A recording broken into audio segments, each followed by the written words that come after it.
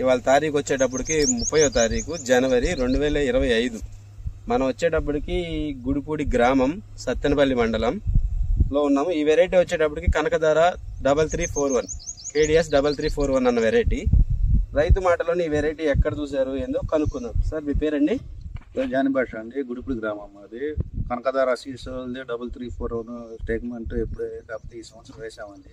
దీన్ని చూసి ఎక్స్పెక్ట్ ఉంది. కాయ కూడా నల్లి వచ్చినా కూడా స్పాట్ లో కాయ అయిపోయింది. దీని గురించి ఆలోచించిన పని లేదు, రైతు బంగారంలాగా వేసుకోవచ్చు. మనకి వైరస్ ప్రెజర్ ఎంత దాటికి తట్టుకుందండి? వైరస్ ప్రెజర్ అనేది లేదండి. ఒకవేళ నల్లి వచ్చినా కూడా స్పాట్ లో ఎమ్మటనే కాయ అయిపోతుంది. దీని గురించి తెగులు తక్కువ, పూత వచ్చిందంటే ఆటోమేటిక్ గా కాయ అయిపోయింది. దీని గురించి 3-4 వేసుకునే వాళ్ళు కంపల్సరీ ఇది వేసుకోవచ్చు, భయపడాల్సిన అవసరం లేదు. మీరు ఆల్రెడీ ఒక కోత కోసేమన్నారు కదా, ఆ కోత ఎంత ఎన్ని అవుతుంది? 5 క్వింటాల దాకా 6 క్వింటాల దాకా అవుతాయండి. మళ్ళీ కోస్తే ఒక 5-6 క్వింటాలు అవుతాయండి.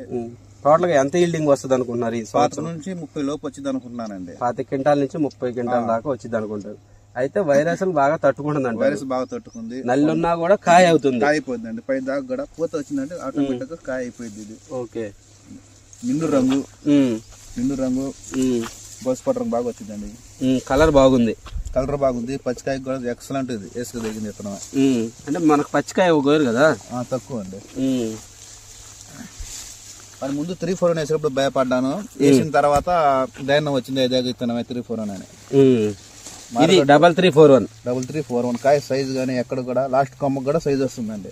చివరి కొమ్మ దాకా కూడా సైజ్ ఉంది. ఓకే, ఎక్సలెంట్ ఉంది కాయ కూడా. పండుగలు తొడు ఎండిన తర్వాత బాగా వైట్ వస్తుంది, తెలుపు వస్తుందండి. బాగుంది, ఎక్సలెంట్ క్వాలిటీ.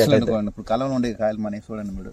కాయ సైజు గానీ కాటాక్ గానీ ఎక్సలెంట్ గా ఉంది కాయ, ఏదైనా. ఓకే.